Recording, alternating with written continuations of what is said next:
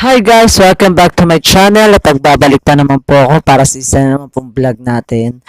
So, by the way guys, siguro naman alam nyo na yung pag-uusapan natin kung about saan to. And for disclaimer muna po guys, kung hindi nyo po gusto tong mapapanood nyo or mapag-uusapan natin ngayong gabi you're free to leave this video po. Okay lang po na kahit wag nyo na pong panoorin to. Next video na lang po ang panoorin nyo. Pero kung isa ka naman po sa mga katulad namin, katulad ng iba, at isa ka rin sa LGBTQ na naniniwala sa kakayahan namin. So, you're free to watch this po. Sana may mapulutan tayong aral sa mga mapapanood nating video ngayon at sa mga mapapanood natin. And thank you po. And bago ang lahat po, i-intro muna ako. And 5, 4, 3, 2, 1, pasok intro.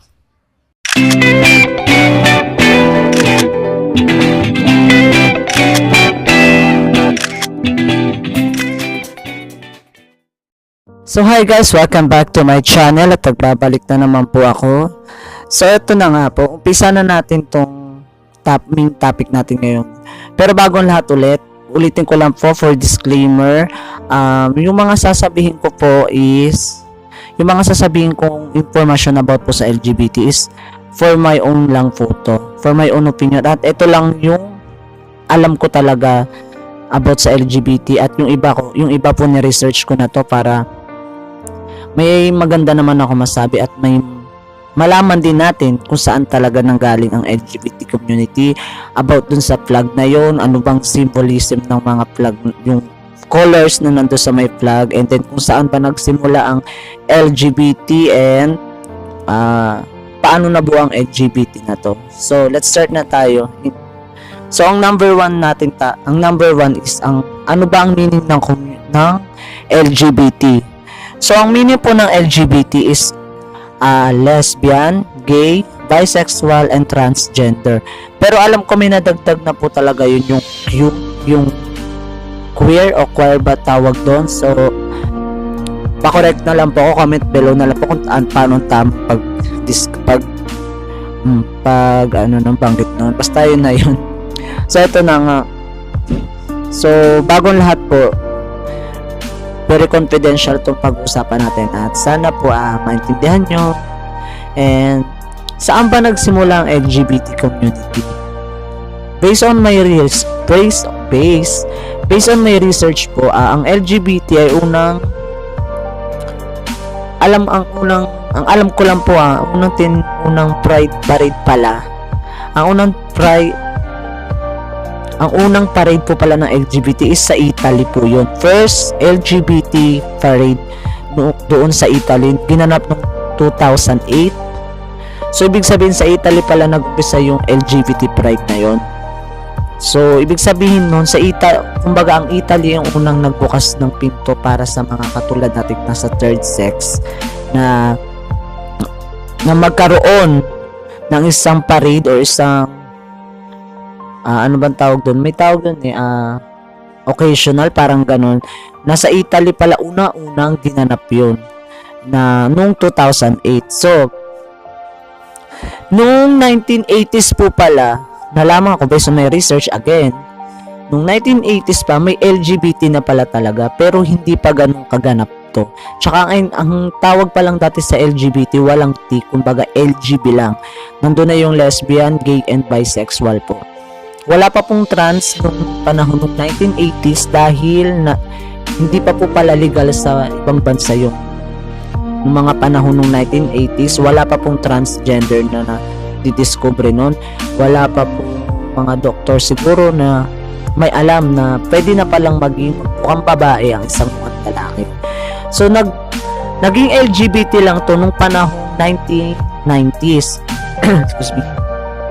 Yung pala yung doon na nabuo yung LGBT nung 1990s, kaya nagkaroon na po ng trans no. So imagine 1 year lang ang pagitan pala noon, kaya nabuo na yung T. So alam naman natin may mga dito sa bansa natin sa Pilipinas, marami na talagang transgender pumupunta ng ibang bansa para magparitoke, magpa-opera. So, doon pala nabuo ang LGBT. At ito pa, na-search ko rin na ang first LGBT Pilipino na naging transgender is si Miss Geraldine Roman. Sorry, si Miss Geraldine Roman. So, sa iba siguro nakikilala nyo to. Ang alam ko kasi si Miss Geraldine Roman is nasa, ewan ko ano siya, sa Bacolod ata nun. So, si Miss Geraldine pala yung unang Pilipino nagpa-trans. Unang Pinoy na naging transgender natin. So, next topic naman natin. Ang sunod naman natin pag-usapan yung ang tawag dito, yung symbolism ng bawat kulay dun sa flag natin. So, yung mga kulay pala na yun, hindi lang pala basta kulay yun. Yung pala yun is may mga ibig sabihin pala yun. Yung ilan bang 1, 2, 3, 4, 5, 6 colors ng LGBT flag na nakikita natin lagi doon is may mga kahulugan pala yun. So, first, isa-isay natin. First, yung color red. Red is symbolism for life. And next is orange for symbolism of healing. Ang sumunod naman po, next is yellow for sunlight o ang liwanag. Sumunod yung green for nature. Yung blue for harmony or peace. And the last is the purple, symbolism for spirit. So, hindi lang pala talaga kulay yung nun. Kumbaga, yung mga color na yun is may mga ibig sabihin po pala talaga yun. So, eto na. Nung natapos yung alam ko sa ibang bansa meron na talaga yung nauso na yung LGBT parade na yan. So sa atin kasi ang first LGBT parade pala natin is nung 2016. Yun yung Pride Festival natin na hindi ko alam kung saan ginanap kasi ang alam ko nung 2017 tsaka ngayong present year is ginanap sa Marikina Sport Complex talaga. Na talagang sobrang daming tao umattend nung last parade nung natin LGBT parade. So, sabi doon, ayon sa pag-search ko, mas madaming pumuntang LGBT nung ngayong present year natin, yung 2018. So, umabot ata ng 20k, something yung dumalo sa event na yun. So, imagine marami na pala talaga tayo. Marami na tayong dito sa bansa natin Pilipinas. Yung iba galing pang ibang lugar, malalayong lugar, pumunta lang sa Marikina dito sa Manila para makasama dun sa parade natin. So, nakakatuwa lang isipin kasi at least 'di ba, kahit hindi pa tayo ganun ka-open country, kasi alam naman natin itong bansa natin is very religious country talaga na hindi pa ganun ka tanggap. Although na may ewan ko sinong center to, yung babae na Tiberos pa yun na inaano nila sa Malacanang about sa equality ng bawat isa sa atin, ng bawat tao, yung pinapasa nila sa LGBT. Alam ko yun, kaya saludo ako doon kay ma'am. So ito na nga, paano ba itong sasabihin ko? So ito pala, may papanood ako sa inyong video. So, may papanood po ako sa inyong video. Ito lang naman yung parang maikling video lang naman to. Ewan ko ilang minutes to. Ipapanood ko lang to sa inyo para maintindihan pa natin lalo kung ano talaga yung ibig sabihin na LGBT at para saan to. So, pagtas atin panoorin po yung video, magbibigay tayo na comment para dito at magbibigay na rin ako for my own opinion sa about sa LGBT. So, paano? And 5, 4, 3, 2, 1. Ibang kasarian o mas madalas tawaging bakla, tomboy, bisexual, at transgender. Mga individual na naghahangad ng respeto at kalayaan ngunit sinusuklian ng mapait na panghusga. Salot sa lipunan. Ugat ng kahalayan. Hindi dapat tularan. Hindi sila magandang halimbawa para sa mga kabataan. Kahihiyan sa angkan. Yan ang ilan sa mga komento at masasakit na panghusgang natatanggap nila mula sa lipunang itinuturing nilang tahanan. Ngunit tahanan nga ba? Tahanan na puno ng pasakit. Tahanan na tila masikip pagdating sa kanila. Tahanan na hindi sila tanggap. Bakit nga ba ganon? Bakit hindi sila kayang tanggapin ng lipunan? Gayon sila, tanggap naman nilang may mga adik, chismosa, magnanakaw, at kung ano-ano pang masasama sa lipunan. Isa lang naman ang kanilang kahilingan. Ang makagalaw sa mundo ng malaya at walang bahid ng panghuhusga hanggat hindi pa sila nakikilala ng lubusan. Tomboy. Isinilang na babae, ngunit mayroong pusong lalaki. Minsan nga, mas mabuti pa raw magmahal ng tomboy kaysa lalaki. Dahil ang tomboy, alam nila kung paano ituring at umintindi ng babae dahil may parte pa rin sa kanila na nagsasabi kung paano maging isang babae. Tuwing may makikita tayong magkasintahang parehong babae, pandidiri ang nangingibabaw. Ganda ni ate, pero ba't pumatol sa tomboy? Hindi ba dapat humanga pa tayo? Dahil sa ginanda ni ate, wala man lang siyang nakitang matinong lalaking magmamahal sa kanya. Di gaya ng tomboy na nilalait at minamaliit ng lipunan. Bakla. Pinanganak na lalaki, ngunit nagkaroon ng damdamin ng isang babae.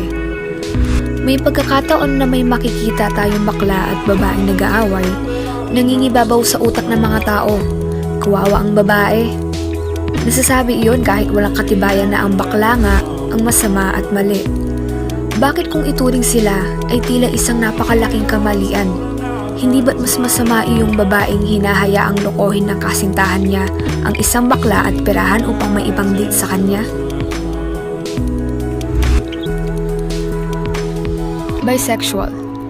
Pinanganak na babae nagagusto sa parehong babae at lalaki. Mas pinandidirihan sila at doble kara kung ituring. Pero hindi ba natin naisip na maski sila ay hirap unawain ng kanilang sarili? Transgender. Mga individual na nagpapalit ng kasarian dahil sa kanilang kagustuhan. Mga hindi marunong makontento sa bigay ng Diyos kung ituring. Ngunit, hindi ba natin naisip na may plano na ang Diyos para sa kanila at iyon ay parte na ng plano niya?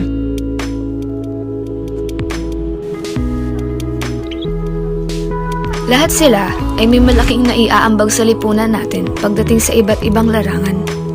At hindi lang basta ambag, ngunit susi upang makilala tayo sa buong mundo kung gaano kahusay ang mga Pilipino pagdating sa talento, diskarte, talino at kasipagan. May mga pagbabago talagang hindi na nangangailangan pa ng eksplanasyon kung bakit dapat nating unawain. Minsan, sapat na tanggapin na lang kahit walang magandang dahilan. At minsan, sapat na ang salitang respeto upang maghatid ng kapayapaan, hindi lamang sa mundong ating ginagalawan, kundi maski na rin sa puso ng bawat isa. Ang pagtanggap sa kanila ay sapat na at isang napakalaking bagay upang mabuo ang kanilang pagkatao at iparamdam na sila ay malaya at lahat tayo ay pantay-pantay sa mata ng batas, mata ng lipunan at mata ng Diyos.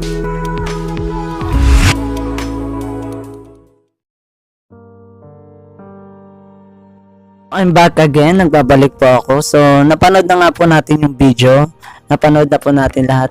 Yung video pong yun is about yung topic doon about sa LGBT pa rin po. Syempre, sinabi doon kung ano ba talaga yung ano ba talaga ang kahalagahan ng LGBT community na to, and yung mga yung kung dapat itong respetuhin, di ba? Syempre guys, for me para sa akin para sa akin, proud ako na sabihin sa inyo na part po ako ng LGBT community. Isa po ako dun sa sumusuporta sa bawat hakbang ng LGBT, at ako sa sarili ko bilang individual ay isa akong LGBT. So sabihin na natin nandun ako sa bisexual or gay, ano pa man ang gusto nyo itawag sa akin, basta kasama po ako dun at isa ako sa mga LGBT na yun. So para sa akin lang, kasi sa atin dito sa Pilipinas, hindi pa naman talaga tayo totally open country na talagang tinatanggap na yung mga katulad natin sa bansa natin. Kasi may religious religious pala tayo talaga, religious yung bansa natin, kaya religious country tayo, kaya mahirap pa rin talaga na i-push yung ano natin, yung mga karapatan natin bilang isang LGBT community. Sa akin for my own, hindi masamang maging part ng LGBT, hindi masama maging lesbian, gay, transgender or bisexual. Hindi para sa akin, hindi kasalanan yun kasi wala namang sinabi sa 10 utos na kasalanan ng maging bakla, kasalanan ng maging tomboy, kasalanan ng maging transgender. Walang sinabi sa 10 utos nun. Ang alam ko lang, ang sinabi sa 10 utos is bawal kang magnakaw, huwag kang mangangaliwa ng asawa, huwag kang papatay, diba? Pero sabihin mo yung maging bakla ka, maging silahis ka, maging bisexual ka, maging transgender ka, maging tomboy ka, wala So, bakit may mga tao talagang syempre hindi natin maiwasan, may mga tao talagang husga sa mga katulad natin sa pagkatao natin. Sa akin para sa akin naranasan ko rin yung pambubuli ng mga tao sa paligid ko na kung anong tatawagin sa'yo. Pero sa akin kasi ng mga panahon na yun, tago pa ako para sa sarili ko. Hindi ko pa kayang sabihin sa sarili ko na ay ganito ako, bakla ako, bisexual ako, ano pa man ako. Kasi takot ako sa judgmental ng ibang tao, takot ako sa sasabihin ng ibang tao kung ano pa man. Kasi ang hirap, lalo na noon, kasi yung panahon ko rin, hindi pa naman, sabihin na natin, meron na talaga, pero hindi ko pa kasi talaga maintindihan ng panahon na yun. Saan ako, kung nasaan ako nabibilang. Kaya sabi ko sa sarili ko, sabi ko nung nag-aaral ako, sabi ko lang, kailangan bago pag natapos ko yung pag-aaral ko, tsaka ako sasabihin sa sarili ko kung sino. Kasi bago ka tanggapin ng ibang tao, kailangan tanggapin mo muna yung sarili ko. So, sinabi ko sa sarili ko na hindi naman masama ang magpakatotoo, di ba? Kaya, noong time 2016, talaga ako yung mismo lumantad na talaga na ito ko, proud ako sa sarili ko, proud ako sa mga kasama ko, sa mga ganito. Kasi dati ilang ako dyan sa mga ganito. Pag usaping yun nga yung about sa bisexual na yun, sa mga LGBT, hindi pa ako ganun. So, nung panahon natanggap ko yung sarili ko, parang sinabi ko, wala naman palang masama. Sabi ko, kaya naman pala akong tanggapin ng mga taong nakakasalamuha ko, ng pamilya ko, ng mga kaibigan ko, kung magpapakatotoo ko. Kasi alam nyo ba guys, SML ko lang nung panahong lumadlad ako, marami kasi akong kaibigan. So, kasi friendly akong tao, marami akong kaibigan na nung una nagulat sila kung bakit naging ganun ako, kung bakit, ano nangyari sa akin, bakit ganun, naging bakla ako, ganyan. Samantalang dati nung high school, elementary, bla bla bla bla bla, ganto. So, pinaliwanag ko sa kanila, isa-isa ko pa yun Lahat sila nag-chat sa akin talaga, so nakakagulat lang. Pero lahat naman sila lahat sila tinanggap ako kung ano ako. Tapos yung iba may nagsabi pa, alam naman na namin dati na ganyan ka, nararamdaman na namin. Hindi lang kami nagsasalita kasi gusto namin, ikaw yung umamin, ganyan. So, sa part ko parang, ang saya lang, ang sarap sa feelings lang kasi lalo na yung mga totoo mong kaibigan, na tinuri mong totoong kaibigan, hindi nila ako question, hindi nila ako kinahiya. never nila akong kinahiya, lalo na nung nagka-get together kami, nung sama-sama ulit kami ng mga high school friend ko. Never nila akong kinahiya na kaibigan nila ako. Mas lalo silang natuwa sa akin kasi nagpakatotoo na nga daw ako sa sarili ko. Kahit yung, nakakahiya man sabihin, pero yung naging girlfriend ko nung high school, kahit siya, natuwa siya sa nalaman niya sa akin. Hanggang ngayon, friend na kami, as in, friend na talaga kami, na niloloko pa niya ako. Minsan sana tulungan niya daw ako magkilay, ganyan. Sabi ko, okay lang. Ganyan. Pero sa akin, nung parang awkward pa rin kasi syempre, di ba? Pero, doon mo malalaman kasi talaga kung totoo yung mga taong nakakasalamuha mo. Kapag yung time na meron ka nang dapat aminin, may dapat ka nang sabihin. Nakakatuwa lang, 'di ba, isipin na kahit na hindi pa tayo ganun ka-off encounter dito, hindi pa bukas yung ibang isip ng ibang tao para sa mga katulad natin, is mayarami pa rin talaga yung umiintindi sa mga katulad natin. And syempre, bilang isang bisexual or gay, nagpapasalamat ako sa mga taong umiintindi sa atin, na hindi nila tayo dinidiscriminate, hindi nila tayo dyan na-judge agad. As long naman kasi na wala tayong ginagawang masama sa kapwa-tao natin, okay lang yun eh. Huwag tayong matakot na harapin kung sino talaga tayo. So, alam naman natin, maraming singer, artista, minsan pa nga mga politics, ang mga talagang tagong mga bakla, mga bisexual sila. So, nakakagulat lang, diba? Tapos, eto pa, tsaka dati, diba, sa TV kasi hindi pa ganun kaano talaga open yung mga gay and bisexual sa mga show sa TV. Ang alam ko kasi si Boy Abunda yung unang, wait lang, si Boy Abunda yung unang talagang, kasi alam naman natin na si Boy Abunda kung ano pa talaga siya. At proud tayo doon kung ano si Tito Boy, diba? O Tito Boy. Tapos sumunod naman, ito na talaga nung lumabas na si Ate Vice Ganda natin. Talagang simula nung lumabas Ate Vice Ganda, parang yung pansin nyo, yung sa TV, yung mga mapapanood natin, talagang na-open na yung mga bisexual, tsaka lalo na yung mga gay na yan. Talagang nagkaroon na ng shows about sa mga bakla, yung sa Channel 7, sa Channel 2, bla kahit anong channel. Nagkaroon na sila ng mga tawag dito, ng diba, nagkaroon na ng pwesto yung mga third sex sa kagaya natin na LGBT para ipakilala ko sino talaga tayo. At isa na dun si Vice Ganda. So, salute ako dyan kay Ate Vice Ganda. Thank you sa opportunity na binigay para sa lahat sa atin na part ng LGBT. So, ito na nga.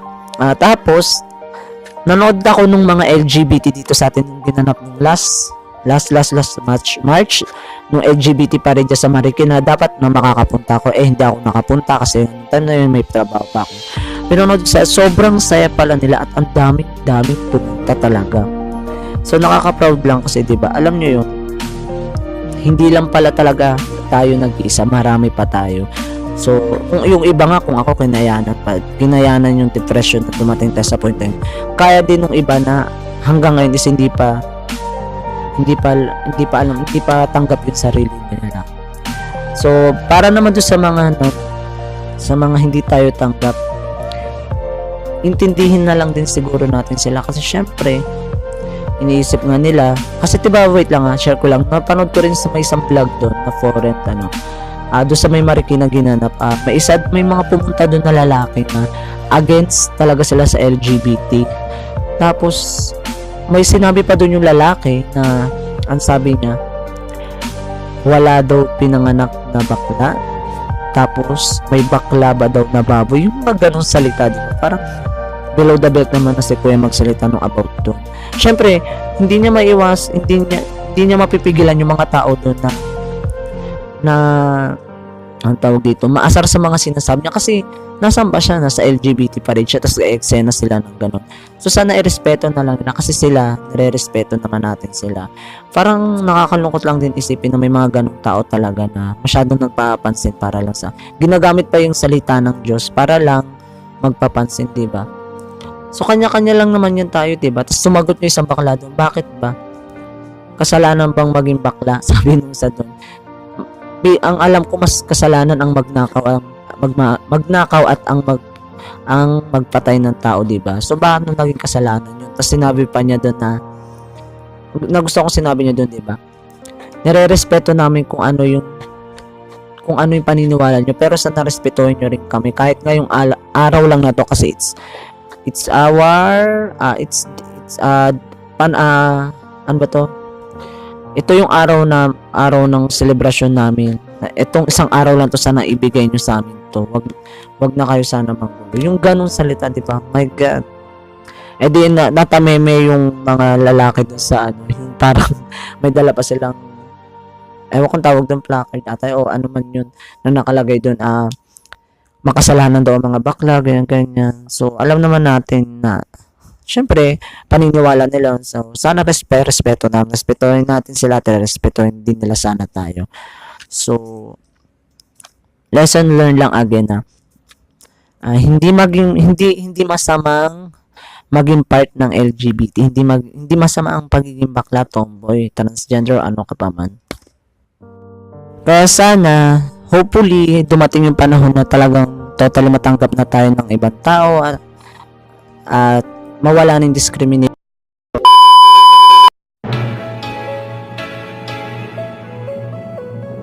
Doon na nga po nagtatapos ang ating doon na po nagtatapos ang vlog natin for today na about sa LGBT community na ating tinapik ngayon. At sana guys, sana wala po sana judge po sa ginawa ko at sa mga sinabi ko. Kung may mali man po, sumaway, paki-comment down below na lang po. Kung may mga kulang pa po akong sinabi, and thank you. And sana po, for disclaimer, sana po iwas na lang po tayo doon. And then, thank you so much for watching at sana may natutunan tayo sa video yung pinanood natin at sa mga sinabi kong information about sa LGBT and tayo pa dito. Thank you so much po, lalong-lalo na sa mga sa kapwa ko LGBT dyan. Sana supportahan nyo rin po ako sa mga bawat vlog na gagawin ko. Thank you so much po. And by the way, bago po ang lahat, bago kong tapusin itong video na to, kung hindi pa po kayo nakakapag-subscribe sa YouTube channel ko, please subscribe me on my YouTube channel na nandyan po sa baba ng screen nyo. And please like and share na din po kung nagustuhan nyo itong video. And pa-click lang po yung notification bell para updated po kayo sa mga video na i-upload ko. And then, pa-like na lang din po yung Facebook page ko na nandyan din po sa screen nyo. Lahat ng video ko po na dyan ko po i-upload sa page na yan na MJB. Dyan nyo po makikita lahat ng video ko. Pero ngayon po, 3 video pa lang na-upload ko. Yung mga naunang video, iahabol ko na lang po ulit i-upload dyan. And thank you very much. And comment down below na rin po kung ano pa pong gusto nyo i-topic ko. And challenge na gusto nyo ipagawa sa akin. I will do my best na magawa ko yun. And thank you so much for watching, guys, and I love you all, and lalo na sa kapwa ko LGBT, and mabuhay tayong lahat, and God bless all. See you soon, and my next vlog, and bye.